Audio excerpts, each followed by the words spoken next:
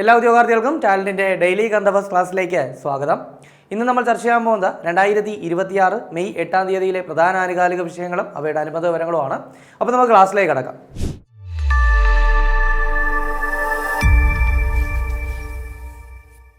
അപ്പോൾ ഇനി വരാനിരിക്കുന്ന LP-UP അസിസ്റ്റന്റ് എക്സാമിന് വേണ്ടി തയ്യാറെടുക്കുന്ന ഉദ്യോഗാർത്ഥികൾക്ക് വേണ്ടിയിട്ട് talent LP-UP assistant rank fail പുറത്തിറക്കിയിട്ടുണ്ട്. അപ്പോൾ ഒറ്റ വോളിയാണ്, മുൻവർഷ ചോദ്യങ്ങളൊക്കെ ഉൾപ്പെടുത്തിയിട്ടുണ്ട്. ദെൻ അതുപോലെ തന്നെ ന്യൂ SCRT ഫാക്ടർ ഒക്കെ ആഡ് ചെയ്താണ് ഈ ഒരു ബുക്ക് തയ്യാറാക്കിയിട്ടുള്ളത്. അപ്പോൾ എന്തായാലും നോട്ടിഫിക്കേഷൻ ഇനിയും സമയമുണ്ട്. അപ്പോൾ നോട്ടിഫിക്കേഷൻ വരുന്നതിന് മുന്നേ തയ്യാറെടുക്കാനായിട്ട് ഈ ബുക്ക് എന്തായാലും നിങ്ങളെ ഹെൽപ്പ് ചെയ്യും. അപ്പോൾ പർച്ചേസ് ചെയ്യാനുള്ള ലിങ്ക് ഡിസ്ക്രിപ്ഷനിൽ കൊടുത്തിട്ടുണ്ട്, അതുവഴി നിങ്ങൾക്ക് പർച്ചേസ് ചെയ്യാം.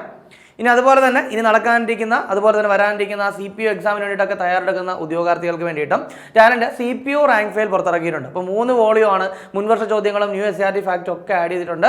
നിങ്ങളുടെ വീടിനടുത്തുള്ള ബുക്ക് സ്റ്റോളുകളിലും ആമസോൺ, ഫ്ലിപ്കാർട്ട്, മീഷോ എന്നീ പ്ലാറ്റ്ഫോമുകളിലും ടാലന്റിന്റെ വെബ്സൈറ്റായുള്ള veranda.channelkerala.com ഈ റാങ്ക് ഫെയിൽ ലഭ്യമാണ്. അപ്പോൾ നമുക്ക് ചർച്ച ചെയ്യാനുള്ള ആദ്യത്തെ പോയിന്റിലേക്ക് കടക്കാം. നമ്മളിന്ന് ചർച്ച ചെയ്യാൻ പോകുന്ന ആദ്യത്തെ പോയിന്റ് എന്ന് പറയുന്നത് 2026 central board of film certification ചെയർമാനായിട്ട് നിയമിതനായത് ആരാണ്? അപ്പോൾ എന്താണ് പറഞ്ഞത്? 2026 നമ്മുടെ സെൻട്രൽ ബോർഡ് ഓഫ് ഫിലിം സർട്ടിഫിക്കേഷന്റെ ചെയർമാനായിട്ട് നിയമിതനായത് ആരാണ്? അതായത് സെൻസർ ബോർഡിന്റെ ചെയർമാനായിട്ട് നിയമിതനായത് ആരാണ് എന്നുള്ളതാണ്. ശശി ശേഖർ വെമ്പതി. ആരാണ്? ശശി ശേഖർ വെമ്പതി ആണ്. വളരെ കൃത്യമായിട്ട് ഓർത്തു വയ്ക്കുക. ദെൻ 3 വർഷത്തേക്കാണ് ഇദ്ദേഹത്തിന്റെ നിയമനം എന്നുള്ള കാര്യം കൂടി നോട്ട് ചെയ്യുക കേട്ടോ.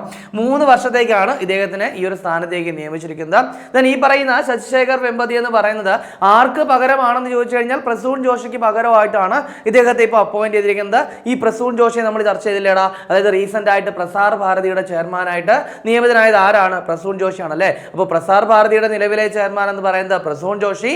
അതേപോലെ തന്നെ 2026 central board of film certification ചെയർമാനായിട്ട് നിയമിതനായത് ആരാണ്? ശശിശേഖർ വെമ്പതിയാണ്. ഇനി കഴിഞ്ഞില്ല കേട്ടോ. ഈ പറയുന്ന ശശിശേഖർ വെമ്പതിക്ക് റീസെന്റ് ആയിട്ട്, അതായത് 2026 എന്ത് കിട്ടിയിട്ടുണ്ടായിരുന്നു? പത്മശ്രീ കിട്ടിയിട്ടുണ്ടായിരുന്നു കേട്ടോ. 2026 ഇദ്ദേഹത്തിന് പത്മശ്രീ കിട്ടിയിട്ടുണ്ടായിരുന്നു. സോ ആ ഒരു കാര്യം കൂടി എന്ത് ചെയ്യുക, ഒന്ന് മനസ്സിലാക്കി വെച്ചേക്കുക. ഇനി അടുത്തത് മറ്റൊരു നിയമനമാണ്. അതായത് മെറിൽ ബോൺ ക്രിക്കറ്റ് ക്ലബിന്റെ പുതിയ പ്രസിഡന്റായിട്ട് ചുമതല ഏൽക്കുന്നത് ആരാണ്? അപ്പോൾ മെറിൽ ബോൺ ക്രിക്കറ്റ് ക്ലബിന്റെ എന്തായിട്ട് പുതിയ പ്രസിഡന്റായിട്ട് ചുമതല ഏൽക്കുന്നത് ആരാണ്? അത് ജൂലിയൻ മെത്തറൽ. ആരാണ്? ജൂലിയൻ മെത്തറൽ ആണ്. കൃത്യമായിട്ട് ഓർത്തു വയ്ക്കുക. അപ്പോൾ ജൂലിയൻ മെത്തറൽ ആണ് എന്ത് ചെയ്യുന്നത്? ഈ പറയുന്ന മെറിൽ ബോൺ ക്രിക്കറ്റ് ക്ലബിന്റെ പുതിയ പ്രസിഡന്റായിട്ട് ചുമതല ഏൽക്കുന്നത്. സോ ജസ്റ്റ് ഒന്ന് നോട്ട് ചെയ്ത് വെച്ചാൽ മതിയാവും. കാര്യം ഉടനെ അദ്ദേഹം സ്ഥാനം ഏൽക്കില്ല. അപ്പോൾ സ്ഥാനം ഏൽക്കുമ്പോൾ നമുക്ക് എന്ത് ചെയ്യാം, ഒന്നുകൂടെ ഡീറ്റെയിൽ ആയിട്ട് അപ്ഡേറ്റ് ചെയ്യാം കേട്ടോ. ഇനി അടുത്ത് നമുക്ക് നോക്കാനുള്ളത് കുറച്ച് പുരസ്കാരങ്ങളുമായിട്ട് ബന്ധപ്പെട്ട കാര്യമാണ്. അതിൽ ആദ്യത്തെ ഒരു പുരസ്കാരം എന്ന് പറയുന്നത് 2026 മാധവ മുദ്രാ പുരസ്കാരത്തിന് അർഹനായത് ആരാണ്? അപ്പോൾ എന്താണ് പുരസ്കാരം? മാധവ മുദ്രാ പുരസ്കാരം. അപ്പോൾ ഈ ഒരു പുരസ്കാരത്തെ പറ്റി പറയുമ്പോൾ നമ്മുടെ തിരുവിതാംകൂർ ദേവസ്വം ബോർഡ് നൽകുന്ന, അതായത് സാഹിത്യ മേഖലയ്ക്ക് തിരുവിതാംകൂർ ദേവസ്വം ബോർഡ് നൽകുന്ന പുരസ്കാരമാണ് ഈ പറയുന്ന മാധവ മുദ്രാ പുരസ്കാരം എന്ന് പറയുന്നത്. അതായത് മലയൻകീഴ് മാധവ കവിയുടെ സ്മരണാർത്ഥമായിട്ടാണ് എന്ത് ചെയ്യുന്നത്, ഈ ഒരു പുരസ്കാരം നൽകുന്നത്. ഇപ്പോൾ 2 കാര്യം പറഞ്ഞു. ഒന്ന്, തിരുവിതാംകൂർ ദേവസ്വം ബോർഡ് നൽകുന്നു. അതേപോലെ തന്നെ മലയൻകീഴ് മാധവ കവിയുടെ സ്മരണാർത്ഥമാണ് ഈ ഒരു പുരസ്കാരം നൽകുന്നത്. ദെൻ ഇതിന്റെ പ്രൈസ് മണി എന്ന് പറയുന്നത് 25,001 രൂപയാണ്. എത്രയാണ്? 25,001 രൂപയാണ് ഇതിന്റെ പുരസ്കാര തുക. ഇനി നമുക്ക് നോക്കാം 2026 മാധവ മുദ്രാ പുരസ്കാരത്തിന് അർഹനായത് ആരാണ്? അപ്പോൾ 2026 മാധവ മുദ്രാ പുരസ്കാരത്തിന് അർഹനായത് ആരാണ്? KS രവികുമാർ. ആരാണ്? KS രവികുമാർ ആണ്. കൃത്യമായിട്ട് ഈ ഒരു പേരെന്ന് പഠിച്ചു വെച്ചേക്ക്. അടുത്ത നമുക്ക് നോക്കാനുള്ളത് മറ്റൊരു അവാർഡാണ്. അതായത് പരിസ്ഥിതി സംരക്ഷണവുമായിട്ട് ബന്ധപ്പെട്ടിരിക്കുന്ന വളരെ പ്രധാനപ്പെട്ട ഒരു അവാർഡിന്റെ പേര് ഇതാണ്, വിറ്റ്ലി അവാർഡാണ്. അപ്പോൾ വിറ്റ്ലി അവാർഡ് 2026 വിറ്റ്ലി അവാർഡുമായിട്ട് ബന്ധപ്പെട്ട പ്രധാനപ്പെട്ട ഒരു കാര്യമാണ് നമ്മൾ ചർച്ച ചെയ്യാൻ പോകുന്നത്. അപ്പോൾ 2026 വിറ്റ്ലി അവാർഡ് നേടിയ ഇന്ത്യൻ പരിസ്ഥിതി പ്രവർത്തകർ ആരൊക്കെയാണ്? അപ്പോൾ വളരെ സിമ്പിളാണ്. 2026 വിറ്റ്ലി അവാർഡ് നേടിയ ഇന്ത്യൻ പരിസ്ഥിതി പ്രവർത്തകർ ആരൊക്കെയാണ്? ഞാൻ ആദ്യമേ പറഞ്ഞു, പരിസ്ഥിതി രംഗത്ത് നൽകിയ സംഭാവനകൾ പരിഗണിച്ച് നൽകുന്ന ഒരു പുരസ്കാരമാണ് ഈ പറയുന്ന വിറ്റ്ലി അവാർഡ്. അപ്പോൾ ആ അവാർഡ് 2026 കിട്ടിയ ഇന്ത്യക്കാർ ആരൊക്കെയെന്നാണ്. ഒന്ന്, പർവീൻ ഷെയ്ഖ്. ആരാണ്? പർവീൻ ഷെയ്ഖ്. അതുപോലെ തന്നെ ബർഖ സുബ്ബ. ആരാണ്? ബർഖ സുബ്ബ. അപ്പോൾ പർവീൻ ഷെയ്ഖും ബർഖ സുബ്ബ ഈ 2 പേരാണ് പുരസ്കാരത്തിന് അർഹയായ ഇന്ത്യക്കാർ എന്ന് പറയുന്നത്. ദെൻ ഇവർ ഏത് മേഖലയ്ക്ക്, അല്ലെങ്കിൽ ഇവർ നൽകിയ സംഭാവന എന്താണ് എന്ന് ചോദിച്ചു കഴിഞ്ഞാൽ ഇതിൽ ഈ പറയുന്ന ബർഖ സുബ്ബ എന്ന് പറയുന്നത് ഒരു ഉഭയജീവി, അതായത് ഹിമാലയൻ സാലമണ്ടർ എന്ന് പറയുന്ന ഒരു ഉഭയജീവിക്ക് എന്ത് ചെയ്യുന്നു, ഉഭയജീവിയുടെ സംരക്ഷണവുമായിട്ട് ബന്ധപ്പെട്ട പ്രവർത്തനങ്ങൾക്കും അതിന്റെ ആവാസ വ്യവസ്ഥയെ സംരക്ഷിക്കാനുള്ള പ്രവർത്തനങ്ങൾക്കും ഒക്കെ ഉള്ള ഒരു അംഗീകാരമായിട്ടാണ് ഈ പറയുന്ന ബർഖ സുബ്ബയ്ക്ക് ഒരു അവാർഡ് കൊടുത്തത്. അപ്പോൾ അത് കൃത്യമായിട്ട് ഓർക്കുക. ദെൻ അതുപോലെ തന്നെ ഈ പറയുന്ന പർവീൻ ഷെയ്ഖിന് ഇന്ത്യൻ സ്കിമ്മർ എന്ന് പറയുന്ന പക്ഷിയുടെ സംരക്ഷണവുമായിട്ട് ബന്ധപ്പെട്ട പ്രവർത്തനങ്ങൾക്കാണ് പുരസ്കാരം നൽകിയത്. സോ അതുകൂടെ ജസ്റ്റ് ഒന്ന് നോട്ട് ചെയ്ത് വെച്ചേക്കുക. ഇനി അടുത്ത് നമുക്ക് നോക്കാനുള്ള പോയിന്റ് എന്ന് പറയുന്നത് ഇന്ത്യയിൽ അടുത്തിടെ സ്വർണ്ണ വ്യാപാരത്തിനായിട്ട് ഇലക്ട്രോണിക് ഗോൾഡ് റെസീപ്റ്റുകൾ അവതരിപ്പിച്ച സ്റ്റോക്ക് എക്സ്ചേഞ്ച് ചെയ്താണ്. അപ്പോൾ എന്താണ് പറഞ്ഞത്? ഇന്ത്യയിൽ അടുത്തിടെ സ്വർണ്ണ വ്യാപാരത്തിനായിട്ട് ഇലക്ട്രോണിക് ഗോൾഡ് റെസീപ്റ്റുകൾ അവതരിപ്പിച്ച സ്റ്റോക്ക് എക്സ്ചേഞ്ച് ചെയ്ത് എന്നുള്ളതാണ്. അത് നാഷണൽ സ്റ്റോക്ക് എക്സ്ചേഞ്ച് ചെയ്താണ്. നാഷണൽ സ്റ്റോക്ക് എക്സ്ചേഞ്ച് ആണ്. കൃത്യമായിട്ട് പഠിച്ചു വെച്ചേക്കെ.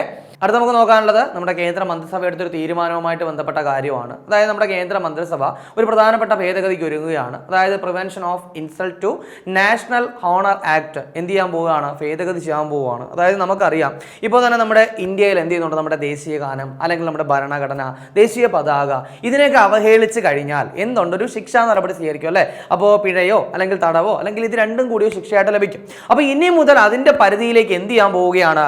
വന്ദേ മാതരത്തെ കൂടി ഉൾപ്പെടുത്താനായിട്ട് പോവുകയാണ്. അതായത് ഭാരതത്തിന്റെ ദേശീയ ഗീതമായ വന്ദേ മാതരത്തിന് ദേശീയ ഗാനമായ ജനഗണമനയ്ക്ക് തുല്യമായ പദവി നൽകാനായിട്ട് നമ്മുടെ കേന്ദ്ര സർക്കാർ തീരുമാനിച്ചിരിക്കുകയാണ്. അപ്പോൾ ഓൾറെഡി നമ്മൾ പറഞ്ഞു അല്ലേ? അതായത് നമ്മുടെ വന്ദേ മാതരത്തിന് വേണ്ടിയിട്ട് ഒരു പ്രോട്ടോകോൾ ഒക്കെ കൊണ്ടുവന്ന കാര്യം നമ്മൾ ഓൾറെഡി ചർച്ച ചെയ്തതാണ്. സോ അതിൻ്റെ ഒരു ബാക്കി എന്ന നിലയ്ക്കാണ് എന്ത് ചെയ്തിരിക്കുന്നത്? ഇത്തരത്തിൽ ദേശീയ ഗാനമായിട്ടുള്ള ജനഗണമനയ്ക്ക് നൽകുന്ന പരിഗണന എന്ത് ചെയ്യും? ഇനി മുതൽ വന്ദേ മാതരത്തിന് ലഭിക്കും എന്നുള്ള കാര്യം ഓർക്കുക. അതായത് ഇനി മുതൽ വന്ദേ മാതരത്തെ അവഹേളിച്ചു കഴിഞ്ഞാലും എന്ത് ചെയ്യും? ഈ പറയുന്ന പിഴയും തടവ് ശിക്ഷയും ഒക്കെ ലഭിക്കാനുള്ള സാധ്യതയുണ്ട്. സോ അത് ജസ്റ്റ് ഒന്ന് ഓർത്ത് വെച്ചേക്കുക. അത് പറയാനുള്ള കാരണം ഇപ്പോൾ റീസെന്റ് ആയിട്ട് നമ്മുടെ വന്ദേ മാതരത്തിന്റെ 180-ാം വർഷമായിരുന്നു അല്ലെ? സ്ഥിരം PSC പരീക്ഷകളൊക്കെ ചോദിക്കുന്നതാണ് വന്ദേ മാതരം. എഴുതിയത് ബങ്കിം ചന്ദ്ര ചാറ്റർജി ആണെന്ന് അറിയാം.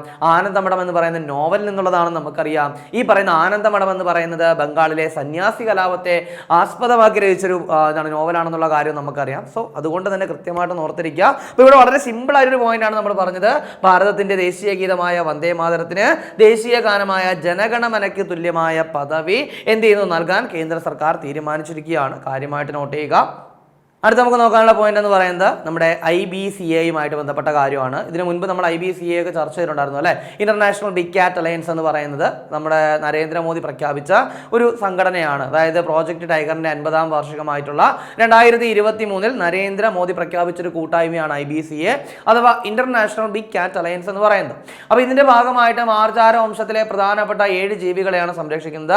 അതിൽ കടുവ, സിംഹം, പുള്ളിപ്പുലി, ചീറ്റപ്പുലി, ഹിമപ്പുലി, അതുപോലെ തന്നെ പ്യൂമ, ജാഗർ ഇതൊക്കെ എന്ത് ചെയ്യുന്നുണ്ട്? വരുന്നുണ്ട്. അപ്പോൾ ഇതിൽ ഈ പറയുന്ന പ്യൂമയും അല്ലെങ്കിൽ ജാഗറും ഒക്കെ എന്ത് ചെയ്യുന്നുണ്ട്?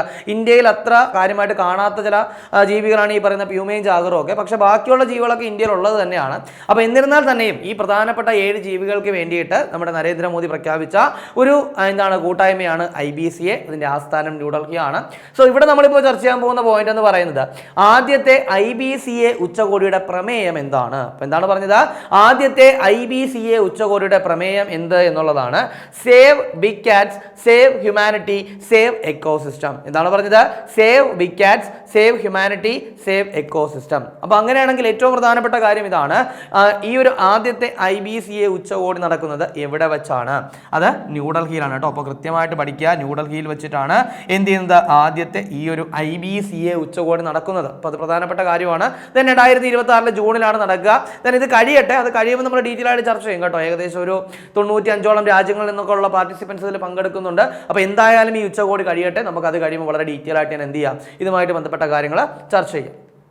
ഇനി മറ്റൊരു പ്രധാനപ്പെട്ട കാര്യം ഒരു വാർഷികമാണ്. അതായത് നമുക്ക് എല്ലാവർക്കും ഓർമ്മയുള്ള, നമ്മളൊന്നും മറക്കാൻ സാധ്യതയില്ലാത്ത ഒരു വാർഷികമാണ്. ഓപ്പറേഷൻ സിന്ദൂറിന് 1 വർഷം പൂർത്തിയാവുകയാണ്. ഒരു ഇന്ത്യക്കാരന് മറക്കാൻ സാധ്യതയില്ലാത്തതാണ് അല്ലേ? അതായത് 2025 ഏപ്രിലിൽ നടന്ന പഹൽഗാം ഭീകരാക്രമണത്തിന് ബദലായിട്ട് 2025 മെയ് മാസം 7-ാം തീയതി ഇന്ത്യ നടത്തിയ പ്രത്യാക്രമണമാണ് എന്തെന്ന് പറയുന്നത്? ഓപ്പറേഷൻ സിന്ദൂർ. അപ്പോൾ ഇന്ത്യ നൽകിയ പഹൽഗാമിന് പകരമായിട്ട് ഇന്ത്യ നൽകിയ തിരിച്ചടി ഇന്ത്യൻ സൈന്യം നൽകിയ തിരിച്ചടിയാണ് ഈ പറയുന്ന ഓപ്പറേഷൻ സിന്ദൂർ എന്ന് പറയുന്നത്. അതിന് ആ പേര് നൽകിയത് നരേന്ദ്രമോദി ആണെന്നുള്ള കാര്യം എല്ലാവർക്കും അറിയാലോ. അതുപോലെ തന്നെ ആ ഒരു ഓപ്പറേഷനെ പറ്റിയിട്ടുള്ള വിശദീകരണം നൽകിയത് 2 വനിതാ ഓഫീസർമാരാണെന്നുള്ള കാര്യവും നമുക്കറിയാം. കാരണം അത് PSC ചോദിച്ചതുമാണ്. ആരൊക്കെയാണ്? കേണൽ സോഫിയ ഖുറേഷിയും അതുപോലെ തന്നെ വിംഗ് കമാൻഡർ വ്യോമിക സിംഗും. ആരൊക്കെയാണ്? സോഫിയ ഖുറേഷിയും അതുപോലെ തന്നെ വ്യോമിക സിംഗും. ഈ 2 വനിതാ ഉദ്യോഗസ്ഥരാണ് എന്ത് ചെയ്തത്? ഇതിനെ പറ്റിയിട്ടൊരു വിശദീകരണം നൽകിയത്. കാരണം അത് PSC ചോദിച്ചിട്ടുണ്ടായിരുന്നു. ചോദിച്ചിട്ടുണ്ടായിരുന്നു. ഓപ്പറേഷൻ സിന്ദൂർ BS ചോദിച്ചിട്ടുണ്ടായിരുന്നു. അപ്പോൾ ഇങ്ങനെയുള്ള കാര്യങ്ങളൊക്കെ BS ചോദിച്ചതാണ്. അപ്പോൾ ഒരു 1ാം വാർഷികമാണ്. അപ്പോൾ അതുകൊണ്ട് തന്നെ വേണമെങ്കിൽ എന്ത് ചെയ്യാം, ഇതുമായിട്ട് ബന്ധപ്പെട്ട ചോദ്യങ്ങൾ ഇനിയും വരാനുള്ള സാധ്യതകൾ നിലനിൽക്കുന്നുണ്ട്. സോ നിങ്ങൾ മനസ്സിലാക്കുക.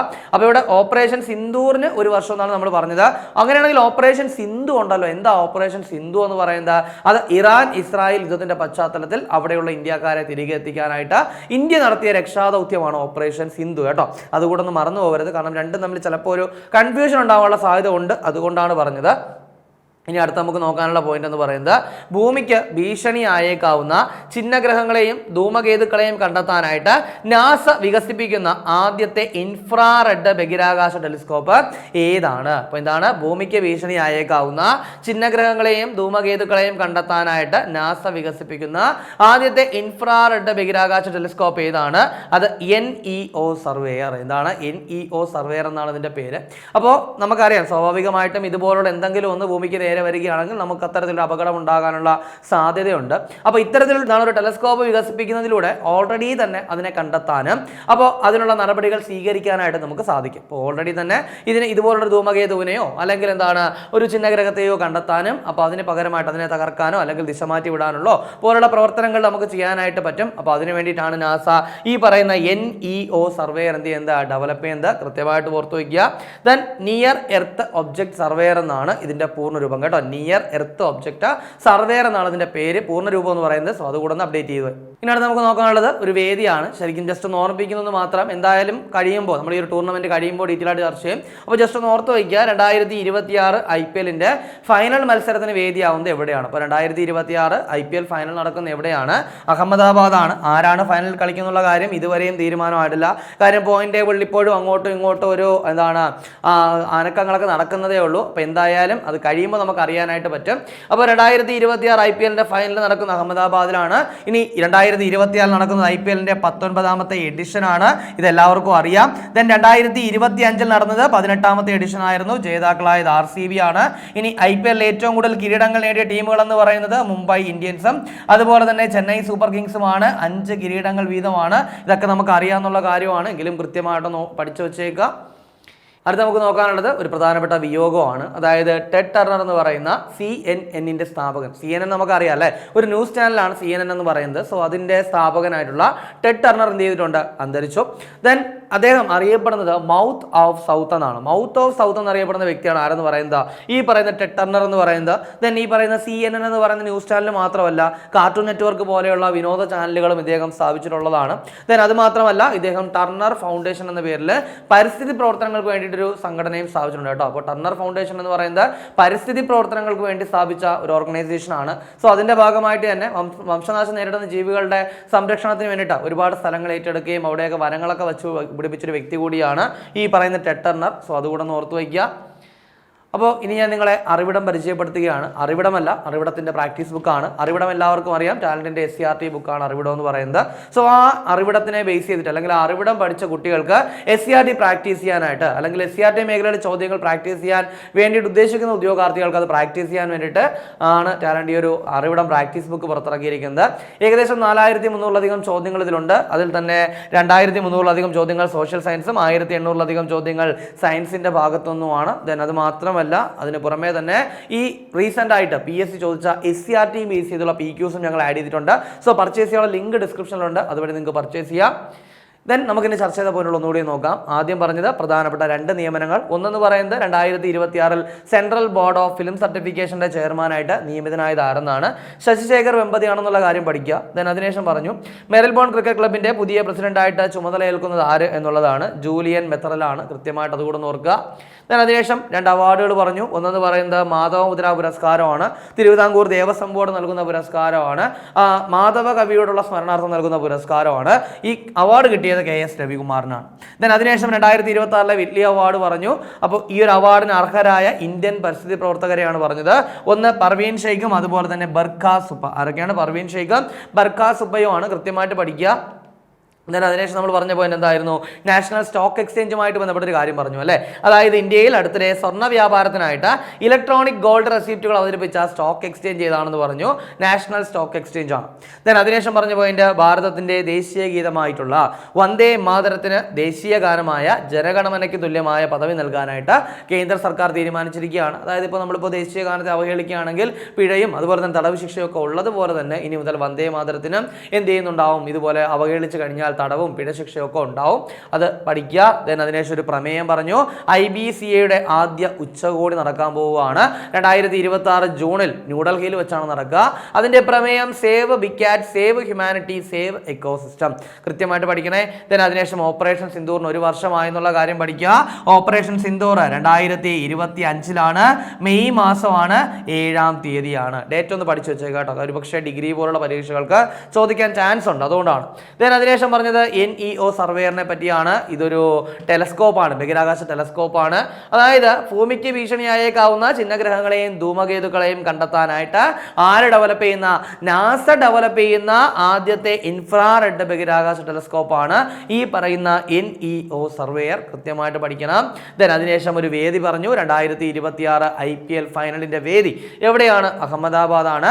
ഒരു വിയോഗം പറഞ്ഞു. അതായത് ടെഡ് ടർണർ എന്ന് പറയുന്ന CNN എന്ന് പറയുന്ന ന്യൂസ് ചാനലിന്റെ സ്ഥാപകൻ എന്ത് ചെയ്തു? 2026 അന്തരിച്ചു. സോ അതുകൂടെ കൃത്യമായിട്ട് ഓർത്തു വയ്ക്കുക. ഇനി കഴിഞ്ഞ ക്ലാസ്സുമായി ബന്ധപ്പെട്ട 2 ചോദ്യങ്ങൾ നൽകുകയാണ്. അതിൻ്റെ ഉത്തരം കൂടി കമന്റ് ചെയ്യുക. ആദ്യത്തെ ചോദ്യം: ദുരന്തങ്ങളിലും അടിയന്തര സാഹചര്യങ്ങളിലും വേഗത്തിൽ വിന്യസിക്കുന്നതിനായിട്ട് രൂപകൽപ്പന ചെയ്ത ബീഷ് ക്യൂബ്സ് മൊബൈൽ ആശുപത്രി യൂണിറ്റുകൾ ഇന്ത്യ അടുത്തിടെ ഏത് രാജ്യത്തിനാണ് കൈമാറിയത്? അപ്പോൾ മൗറീഷ്യസ്, സുഡാൻ, ക്യൂബ, ജമൈക്ക. ശരി ഉത്തരം കമന്റ് ചെയ്യുക. രണ്ടാമത്തെ ചോദ്യം: ഇന്ത്യയുടെ 18ാമത് റെയിൽവേ സോണായ സൗത്ത് കോസ്റ്റ് റെയിൽവേയുടെ ആസ്ഥാനം എവിടെ എന്നുള്ളതാണ്? അപ്പോൾ ചെന്നൈ, കൊൽക്കത്ത, വിശാഖപട്ടണം, പുതുച്ചേരി. ശരി ഉത്തരം കമന്റ് ചെയ്യുക. ഇനി കഴിഞ്ഞ ക്ലാസ് നൽകിയിരുന്ന 2 ചോദ്യങ്ങളുടെ ഉത്തരം കൂടി നോക്കാം. ആദ്യത്തെ ചോദ്യം: ഗിഗ് തൊഴിലാളികൾക്കായിട്ട് ഇന്ത്യയിലെ ആദ്യത്തെ ഡിജിറ്റൽ പരാതി പരിഹാര സംവിധാനം ആരംഭിച്ചത് ഏത് സംസ്ഥാനമെന്നാണ്? കർണാടകയാണെന്നുള്ള കാര്യം ഒന്ന് കൃത്യമായിട്ട് മനസ്സിലാക്കുക. കാരണം ഇതിനു മുൻപ് ഗിഗ് തൊഴിലാളികൾക്ക് വേണ്ടിയിട്ട് കർണാടക ഒരുപാട് കാര്യങ്ങൾ ചെയ്തിട്ടുണ്ട്. ഇനി രണ്ടാമത്തെ ചോദ്യം എന്ന് പറയുന്നത് ഗുവാറിൽ എന്ന് പറയുന്ന മൊബൈൽ ആപ്ലിക്കേഷൻ ആരംഭിച്ചത് ഏത് സംസ്ഥാനമാണ്? അപ്പോൾ അത് മിസോറാമാണ്. നമ്മൾ ഓൾറെഡി തന്നെ ചർച്ച ചെയ്തതാണ്. അതായത് പ്രകൃതി എന്നാണ് ഈ പറയുന്ന ഗുവാറിൽ എന്ന് പറയുന്ന പദത്തിന്റെ അർത്ഥം. പ്രകൃതിക്ഷോഭം പോലുള്ള കണ്ടീഷൻസ് ഒക്കെ വരുന്ന സമയത്ത് ഈ ഒരു ആപ്ലിക്കേഷൻ ഉപയോഗിച്ച് നമ്മുടെ എന്താണ് സംസ്ഥാന തലത്തിൽ ദുരന്ത നിവാരണ അതോറിറ്റിക്ക് എന്ത് ചെയ്യാൻ പറ്റും? മെസ്സേജ് ചെയ്യാനായിട്ട് പറ്റും. അപ്പോൾ അങ്ങനെ വളരെ എന്താണ് ജനങ്ങൾക്ക് ഉപകാരമാവുന്ന തരത്തിലുള്ള ഒരു മൊബൈൽ ആപ്ലിക്കേഷനാണ് ഈ പറയുന്ന ഗുവാറിൽ എന്ന് പറയുന്നത്. സോ അത് ഡെവലപ്പ് ചെയ്തത് മിസോറാം ആണെന്നുള്ള കാര്യം ഓർക്കുക. അപ്പോൾ നമ്മളിന്ന് ചർച്ച ചെയ്ത ചോദ്യങ്ങളും ഉത്തരങ്ങളും ചർച്ച ചെയ്ത പോയിന്റുകളും മനസ്സിലാണെന്ന് വിചാരിക്കുന്നു. വളരെ കാര്യമായിട്ട് നല്ലതുപോലെ തന്നെ ഡെയിലി കറണ്ട് അഫയേഴ്സ് അപ്ഡേറ്റ് ചെയ്യുക, നല്ലപോലെ വർക്ക് ചെയ്യുക, എത്രയും പെട്ടെന്ന് ഒരു ജോലി നേടിയെടുക്കുക. അപ്പോൾ 2026 മെയ് 8-ാം തീയതിയിലെ പ്രധാന ആനുകാലിക വിഷയങ്ങളും അവയുടെ അനുബന്ധ വിവരങ്ങളുമാണ് നമ്മൾ ചർച്ച ചെയ്ത് കഴിഞ്ഞത്. അപ്പോൾ ഈ ചർച്ച ചെയ്ത പോയിന്റുകളൊക്കെ മനസ്സിലായെന്ന് വിചാരിക്കുന്നു. മറ്റൊരു ക്ലാസ്സുമായി നമുക്ക് അടുത്ത ദിവസം കാണാം.